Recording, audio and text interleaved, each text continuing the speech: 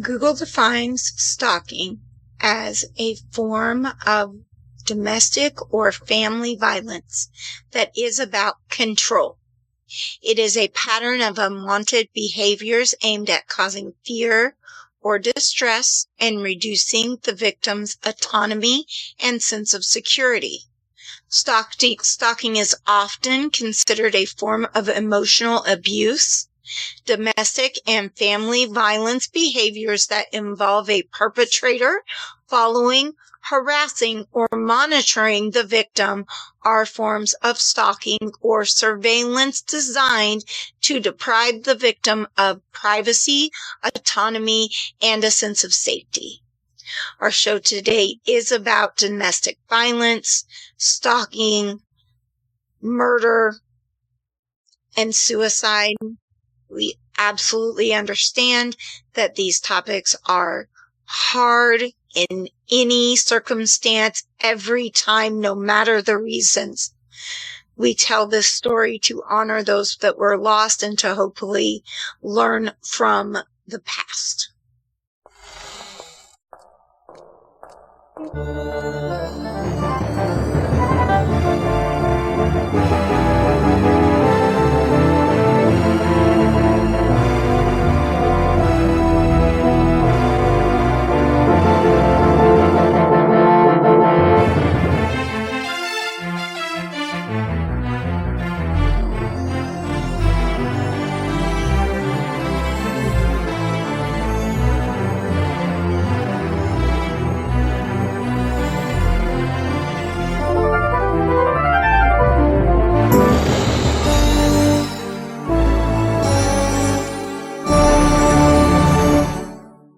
I'm Dean, I'm the dad. I'm Laura, I'm the mom. And I'm Arthur, I'm the son. And together we are... Family Plot! Nice, very nice. Let's get the housekeeping out of the way. Starting with Patreon, we have 2 levels, $1, $3. You get different benefits. Heck, you even get some money off of Arthur's Etsy store. Oh, I'm sorry, Arthur and Mama Laura's Etsy store. So, yeah, and monthly money helps us. God does it ever. But if you can't do a monthly donation, we certainly understand that. You can always drop a single donation of $1 or $2 through Buy Me a Coffee. I don't know why you don't record this. Why I don't record what? You asked a question. The housekeeping. You do the same, pretty much the same housekeeping every week. I don't know why you don't just have it recorded. You feel like... I feel like it benefits from being live. Okay. They can tell I'm here. You are definitely... He's here. I can touch him. It's nice, actually. Go ahead. He's kind of sweaty. Buy me a coffee. Oh, yeah. One-time donation through Buy Me a Coffee. Right. If you cannot donate monetarily, we understand that too. Boy, do we ever. But the one thing that everybody can do is if you enjoy the show, please share it on social media.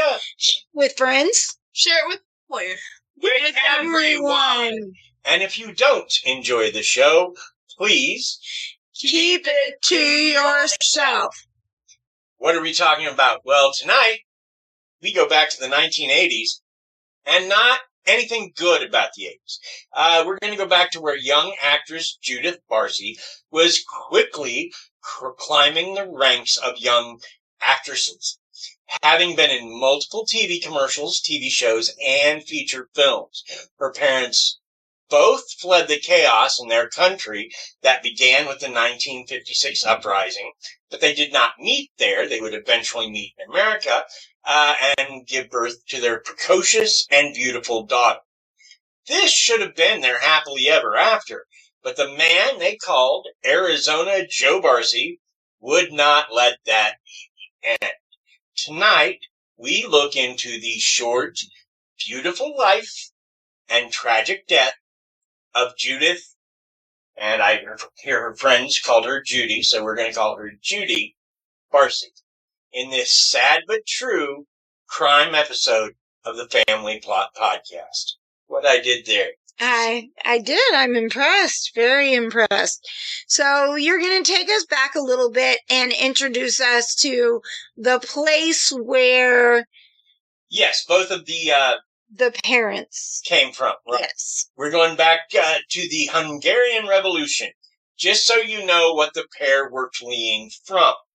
On October 23rd, 1956, a group of students reached out to the populace, urging them to join the students at the Hungarian Parliament building in Budapest to protest the Soviet Union's shadow takeover of their country.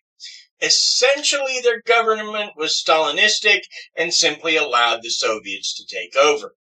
A group of students entered the Magyar Radio building to broadcast their list of 16 demands to improve a civilized society. These students were simply arrested, because that's how you legitimize a regime.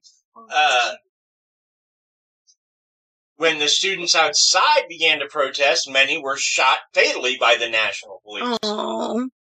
The citizens then organized a revolution and they began to capture or kill Soviets and other national assets until the person moved up the screen there. Thank you. Capture or kill Soviets and national police forces while freeing political prisoners. The Soviets sent in guns and tanks and violently quelled the uprising, killing several and driving several thousand more citizens out of the country. The Soviets ended the uprising and restored order by November 4th, 1956. Two of the people to make it out of Hungary were Joseph Barsi and Maria Vaz. Now, they were not together at this time. They did not meet in Hungary. They would not meet until they had both lived in the States for some time. But this is the world they both came from. So, first let's talk about the father in our tale, Joseph Barsi. He was born on November 26th, 1932, in Mezkeves, Hungary. He lived there with his family, where he learned how to be a carpenter and fled the country in 1956 when he was 22 years old. Eventually, he arrived in America, first working in Arizona for a couple of years before he moved to Los Angeles, California. Because of that, most who knew him called him Arizona Joe Barsi. We know he was physically punished, which was quite common for children of that era, and that he had his father's fondness for drink. By the time he met Maria in 1978, he was already something of an alcoholic. Maria! Oh, wait, we don't have any rights. Nope. He would progress as an alcoholic throughout his life, even being arrested on 3 separate occasions throughout his final years for drunk driving. We know he had strong beliefs about a man and a man's position in the home because when his daughter began to out-earn him, he became irrational. When his daughter got a new kite, he asked to see it. She let him have it, telling him not to break it. He called her a spoiled little brat who didn't know how to share and broke it into pieces. By the end of his life, he told almost anyone who would listen that he was going to kill his wife and his daughter. Jeez. Way to telegraph the ending there. Well, I mean, we're coming down to it. Sorry. Oh, what? Just trying to throw in. I know, I get it. I'm with you 100%. This guy does not make me happy. No, no, doesn't make anybody happy. All right. He's my Sharon Kinney. So, Arthur, guess one what will- time that makes it? No one will ever despise anyone as much as I despise Sharon Kinney and this guy. And this guy. The other guy. And the other guys who killed that lawyer were on the...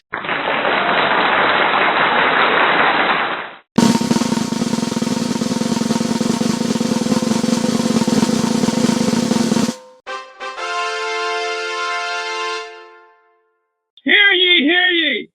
Allow me to present Arthur's Corner! Okay, baby. Alright. Everybody, welcome back to the corner. It is I, Arthur. How are we doing today? We are. I always get excited when I get to hear, "Ooh, it's Arthur's Corner." We are vibing, bruh. Slay. Oh, can you? Stop. Wow. You gotta update your verbiage, babe. No. I don't even talk like that. What was that? Okay, so are you gonna start teaching him the words he needs to use? Let's do that. I only use slay when something is actually slay, so this... Well, what if it's slay to him, but not slay to you? Is there a different word for that? Epic. Epic. So epic is kind of an umbrella term? Yeah. There you go, Dad. Everything can be epic. I call everything epic. I see. So, this is a slay podcast. Others are epic ones. I see. Epic. Epic. I like it. I love it. I want some. You don't have the rights to that. Exactly. So, Arthur, it's episode 210. Can you believe it's episode 210? 210. Guys are 15 now. Y'all been watching me grow like my parents have. Y'all are tired of it already, I bet. No, people like our Arthur. Yeah, they do. They feel ya. Yeah? They felt it! So, Arthur, what's going on with you other than that? Colored your hair? I mean, yeah, I colored my hair. We're going into school soon. Yep, you got Which your is glasses. I have my glasses now. I have changed almost my whole appearance. So Mhm. I look very different, but it's been a glow up, so it's okay. Yep. And I made a Doberman mask. Yeah, and that one we made pretty much just out of whole cloth. Like, you start them sometimes out of, like, other kinds of available masks, but this one was just, like, construction paper and paper mache, right? Basically, it was a paper was- mache mask. This one was But- like let me explain it. This one was like a paper mache mask. I cut out the nose and the ears that were originally on it, and I replaced it with foam pieces. So it is mostly my craftsmanship. There's a little bit of a base there, but not much. Okay. I'm sorry. I was You don't have anything to wasn't be trying sorry be about. rude. I'm sorry. No, I was the one being rude. That's why I went quiet. You were No. doing great. But yeah, if I can do it, then I'm gonna post a little bit about the mask and our, hopefully, vacation next month to Mm-hmm. Renaissance Fair, which I am stoked for, honestly. Me too. I'm really excited. I will be there guiding my ladies fair. Yes, you will. Keep talking like that, though, and make you wear tights. Oh, dear Lord, no. Oh, yes. It'll look like I'm trying to smuggle oranges. Let's not do that to the children. If we could get you a codpiece, it'll be fine. Pretty much Okay, you nice. insist on the Black Russian, and anyone who gets that joke, I love it. Reach out to Twitter, let me know. Okay. How about anything else? Like getting ready to go back to school. You said about your hair. Do you have anything else you want to talk about? Trying to see. Well, I did want to say that was something I said off the air. Your hair gave me an idea for a nickname. There's a Marvel Comics character named Medusa. I believe she's one of the Inhumans. But she has living her hair. Her hair will, like, grow and wrap around things. And, yeah. Anyway, pretty awesome stuff. It's always in the comics pictured as kind of reddish, kind of purplish, kind of pinkish. And that's what it looks like. And I was going to go with Medusa, and I was like, no, Medusa's kind of a female image. And then I remembered something about there being a Gorgon that also turned people to stone. And is that a bull, I think? I don't know. My Greek is very rusty. Mm-hmm. I suppose I could Google it, but I don't want to right this second. But anyway, I was like, okay, she can be the Gorgon because that's a male Medusa. Mm-hmm. So, Gorgon. So I was like, there, that can be one of your nicknames. You're the Gorgon. And he seemed to like Gorgon. I'm a Gorgon. Anyhow, yeah, we were also talking about, my display name I go by on Discord, Baxter. Uh-huh. I like Baxter. I like Baxter. I really like Baxter too, honestly.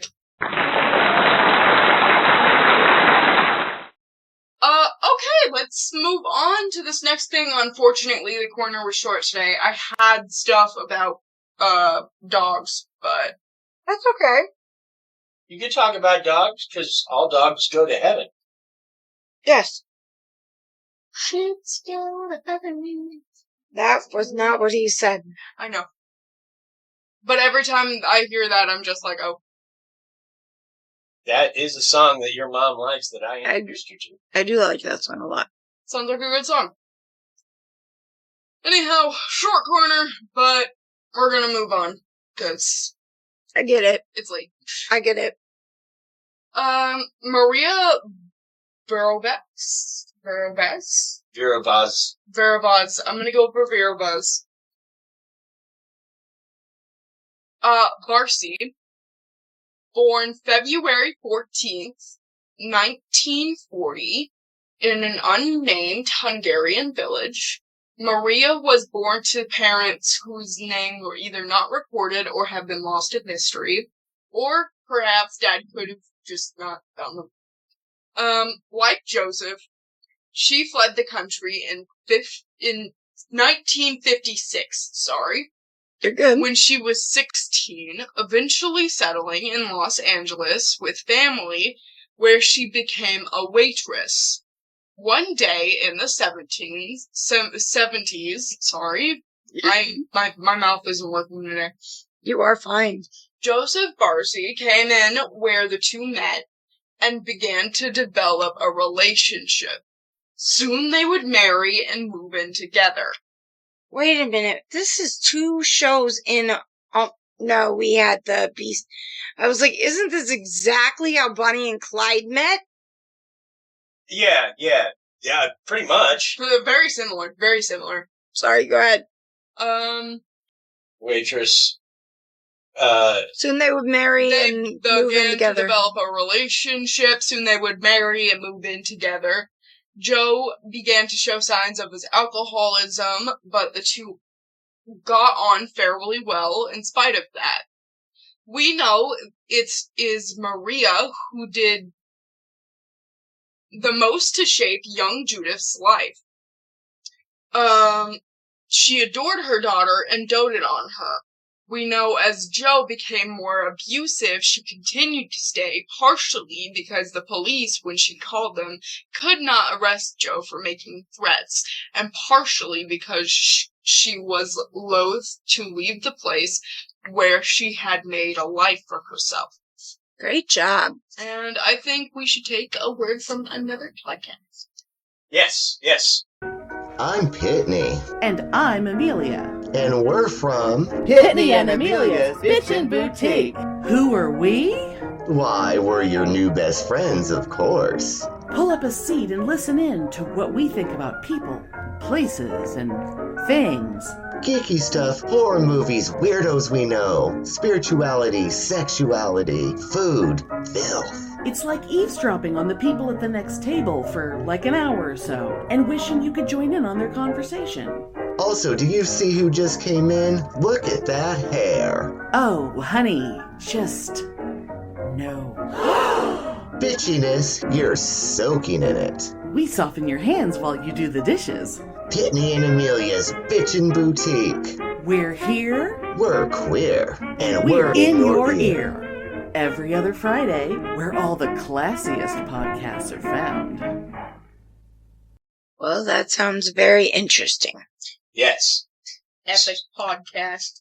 So, let's look into Judith Eva Barsi. That is her birth name. We're going to call her Judy from here on out, or at least try to.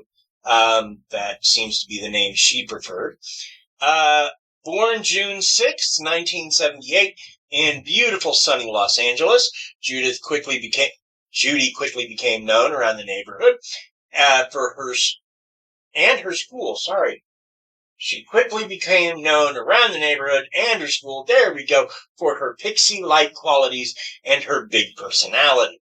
From an early age, Maria groomed the child to become an actress, focusing on her posture, her diction, and the way she carried herself. Joseph Weldon, Maria's brother, told her not to bother with the child's training, claiming the odds were 1 in 10,000 that the child would do any films, much less become a star. But young Judith proved everyone wrong in the most delightful way. In L.A., something is almost always filmed. As Judith skated effortlessly at an ice rink, people filming a nearby commercial saw her and were so impressed they invited her to be in the commercial. From then on, Judith was an actress. Next was a role in the TV miniseries Fatal Vision, where she played Kimberly McDonald, the daughter of Green Beret Jeffrey McDonald, who was accused and convicted of killing his family, though I remember there being some controversy about that. She was also cast in TV shows like Knots Landing, Cheers, Punky Brewster, The Twilight Zone, and The Fall Guy, among many others. Right. And so there was, when I was going over her listing of credits, she also was in one of my favorite episodes. She was on an episode of Growing Pains where Maggie was remembering sending her son off to school the first time, and she was this cute little girl in pigtails on that show. And so because she was on that show, and she was also in she was also Anne-Marie when I was growing up, that I had a really strong connection with, and she's just so impressive. And she's got some connections to some of the players on Critical Role, too. Yes. Yeah. So, casting director, did I cut you off? No. Nope, keep going. Okay. Casting directors loved the child, especially due to her small size. She could play roles younger than her age, allowing for precocious child characters. She was soon making around $100,000 a year, which in the mid to late 80s allowed the Barsis to purchase a 3-bedroom home in the West Hills, California neighborhood of Canoga Park. Judith's future seemed bright, but Joseph Barsi was continuing to drink and became worried about his wife and daughter leaving, as well as developing a jealousy of his daughter's success. And now, let's take a moment for a word from our sponsor. Hey, babe. Yeah. I feel sponsored. Me too. All right. So now we're going to talk about the beginning of the end. So unfortunately, due to a lot of things going on at this time, Joe began to really fall apart. He also began to tell anyone who would listen that he was going to kill his wife and kill his daughter. Friend and fellow carpenter Peter Kivlin said that Joe told him multiple times he needed to kill his wife. Kivlin would then ask what would happen to his little one, which was what Joe referred to Judy as. And Joe would respond that he had to kill her too. Sometimes Joe would threaten to kill himself and Judith and leave Maria alive to suffer. It was around this time that the kite incident mentioned earlier happened. Judith had bought the kite and they went to the park to fly it. However, before she could get it in the air, Joseph snatched it away from her. Judith, shocked by this, wanted the kite back, even telling her father to be careful, he was going to break it. At this point, Joe announced, "Look at the spoiled little brat.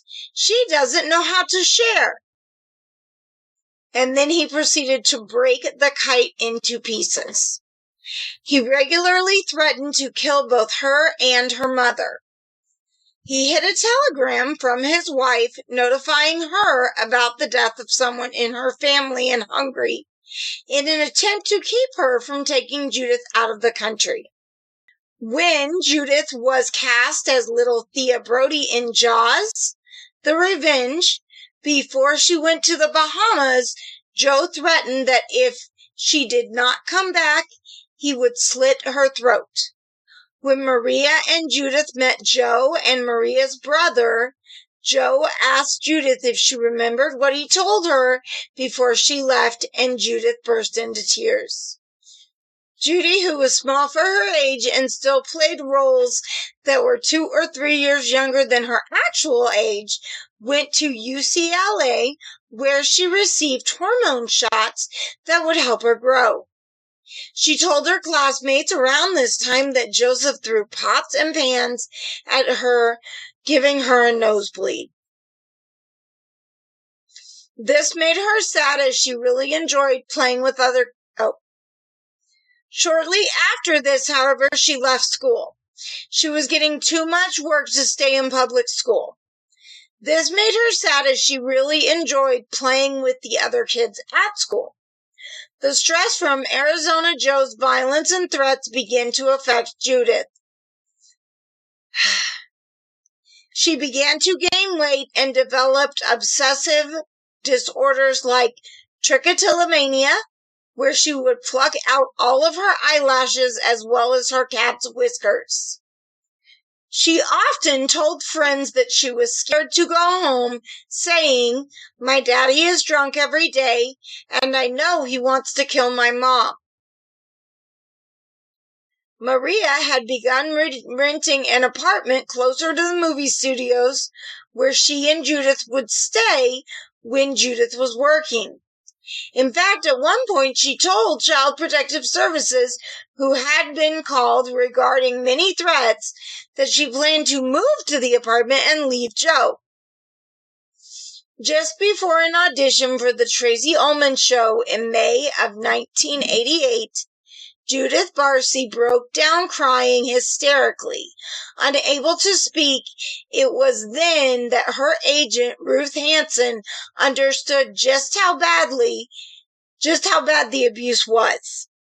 Still, Judith was able to hide her pain underneath her bubbly personality to play roles like Bean in the film Slam Dance. Judith... You're getting a bit touched. That's Little so bit. Unfortunate. Judith's tragic demise. On July 27th, 1988, the Barsi's neighbors heard what they described as a loud explosion. These people who had urged Maria to leave Arizona Joe, which is what they called him because he originally resided in Arizona, who Maria had told them that leaving him would do no good as he would track them down and kill them, thought, "Oh my God, he's killed them," and set the house on fire, like he always said he was going to. It turned out that Joe indeed had made good on his threats. And obviously it's not actually good, but... You're fine. Judy and Maria likely died on the 25th. Judy was found dead in her bed, and her mother Maria in the hallway, both shot and doused in gasoline, which Arizona Joe had lit just before he committed suicide in the garage.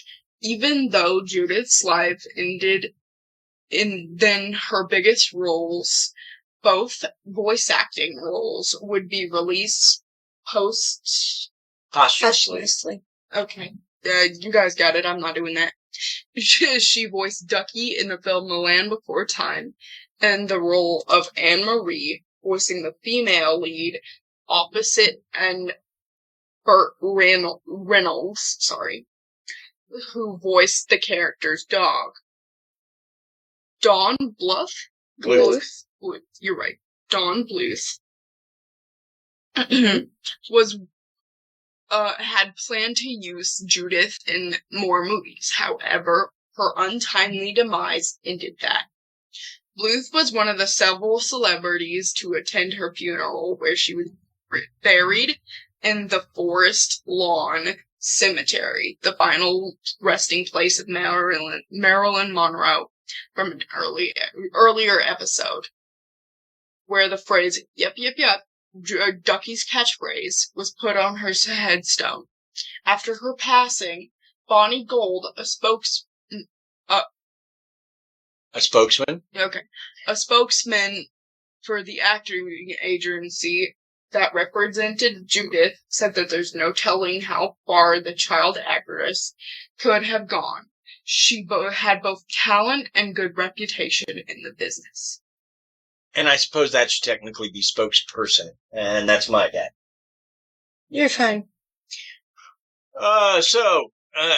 Anti-stalking laws were passed in 1990 in California, the first state to pass them, and these might have helped Judith and Maria survive. However, I keep coming back to the fact that Maria, even when approached by CPS, whom she told she had an apartment, did not leave. Now, I get that at a certain level of PTSD, you can't. I understand that. Better the devil you know. But you also come at that as a place of a man. And especially in the 80s, there was still a lot of stigma that went with that. Especially for an immigrant. In Hollywood. Yeah, maybe. But he was an immigrant too, and he had the worst record. She didn't have anything on her record. How do you know she understood that? Even with living in Hollywood, they don't always get exposure to all of the information they would need. That could be true. Well, the point is, a lot of people blame CPS, and maybe they deserve a little, but up to the point that he committed the crime, he never got in trouble for anything more than drunk driving. So people outside the family saw him as a blowhard. How is that an excuse, though? I don't understand how that excuses that no one saw it coming just because they thought that he was full of poop. In St. Joe, when I was young, there was a young man who would occasionally turn up in local restaurants and suddenly stand up and start talking loudly to God, as if we all could see him. And instead of saying, oh, he's funny in the head or whatever, people just sort of wandered away from the guy. I forget. I forget. Point is that you can't. Back then, it was so hard. I mean, they didn't have the personnel that they needed. Mental illnesses weren't treated. Yeah, but they were overloaded with casework. They didn't have enough, and they were cutting back, so people kept getting more and more impossible mountains of work piled on desks that they just couldn't do. Yeah. Should CPS have listened more? Probably. And if this had happened today, it wouldn't have got past the point where she told her friends on the playground that she knew Dad wanted to kill Mom. That is true. On today, that would get to a teacher, which would get to CPS, which in all but the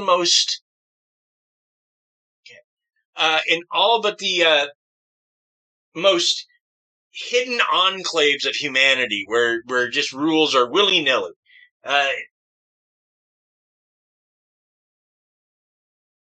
Yeah, I mean, that's what would happen today. Now, but again, they thought the situation was the family was under control. Maria did have an apartment after all. Something else to add there, though, and we have done one version of this that, well, didn't quite record for some reason. We're not sure why, but as Laura brought up in that show, there is some thought that he heard during this interview about their apartment, and when they were coming home from shooting at the apartment, he laid in wait for them, shot them both, and doused him in gasoline. Yep. And then set himself on fire, which is... There is definitely a school of thought that thinks that, absolutely. And is that possible? Absolutely. A paranoid drunk like him, who had already had feelings of inadequacy because his daughter was out earning him. I don't know, your daughter's out earning you? Must mean you're doing something wrong in life. I don't know, maybe like drinking. Okay.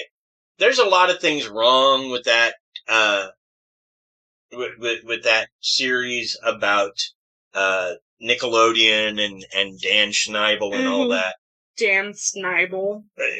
But one thing that didn't get enough praise, in my opinion, was for a long time, Drake Bell's dad was his agent. And until he got cut out of that process, he protected his kid. Yeah. And if Joe Barsi had gone that route, I wouldn't have a problem with the man. Right. If he protected his kid rigorously like a dog, okay. I don't get this. Yeah, I know. Now, this next part is coded for me to read, but I can totally take it up. Yep. So, since all of this did occur, there has been at least a few paranormal situations that have occurred. The house, located on McHale Street, was reported to be haunted by the new owners. They reported feeling cold spots at various places in the house, as well as the garage door opening on its own. The Roku original show, Murder House Flip, came in, brightened the colors, and added more natural light. The current owners report that any unexplained activity is gone. Which, I have a theory on that, and since we're getting into final thoughts, you're going to hear it. Okay. I don't think that had anything to do with Judy or Maria. Yeah. I think they were both angels. Angels went straight to heaven. They're doing concerts with, Janis Joplin and hanging out with Jimi Hendrix. And sure. Every so often waving hi to God as he goes by on his golden throne. Or whatever happens up there. I don't know.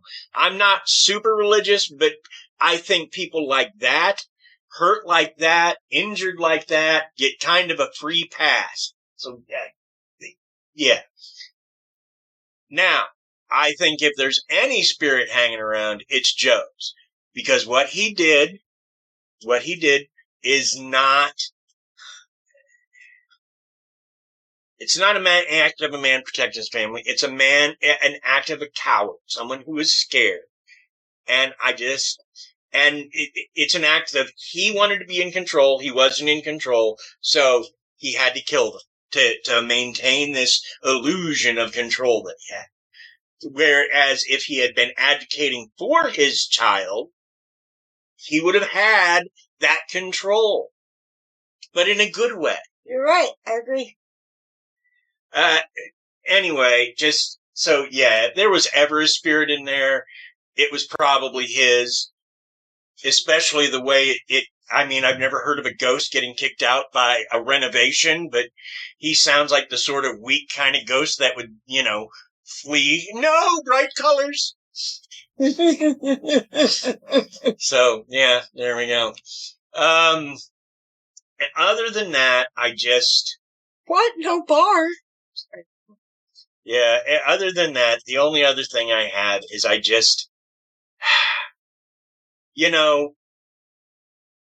you said in the last show that she was stolen, from every member of her family. And that's absolutely true. And she had an extensive family. Yeah.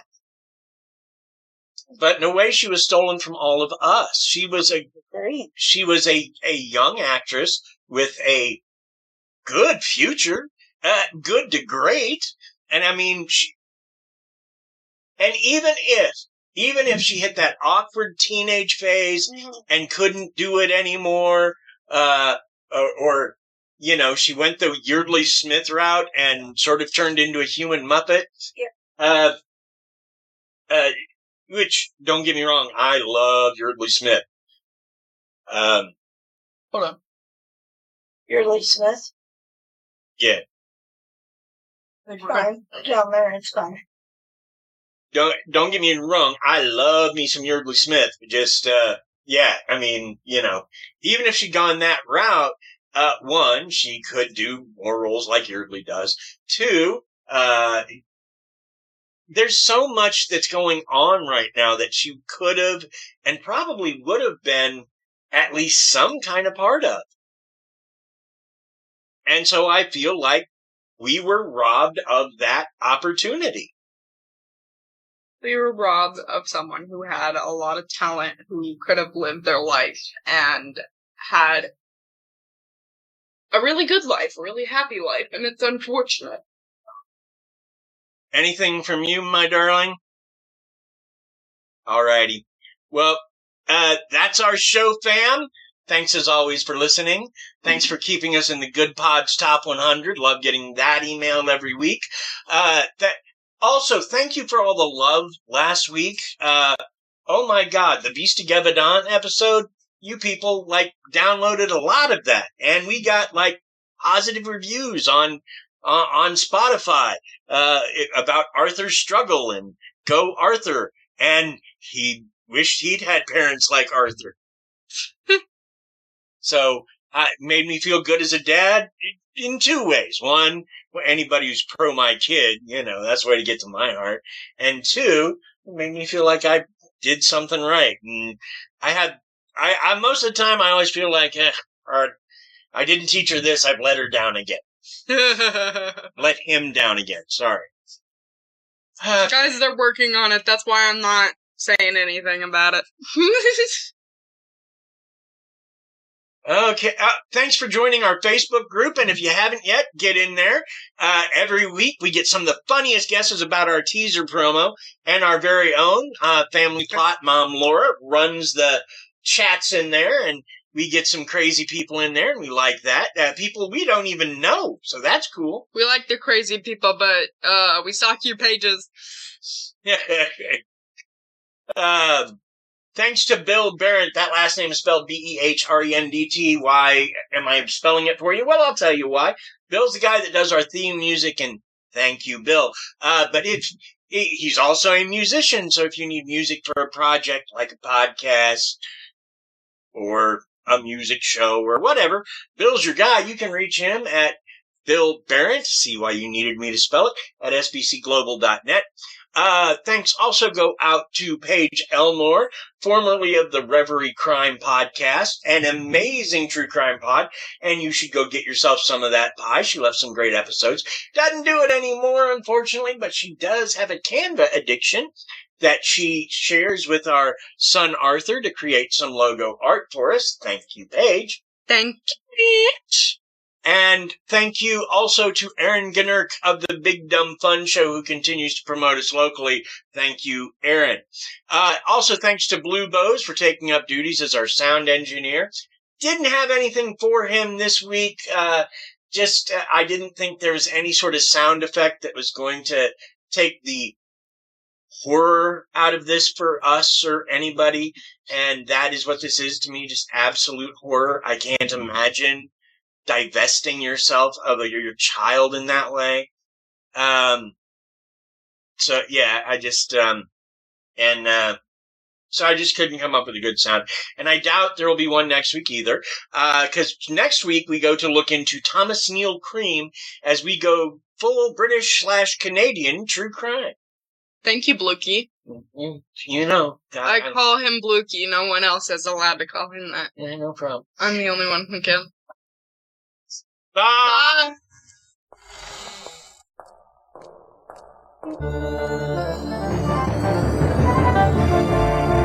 Bye.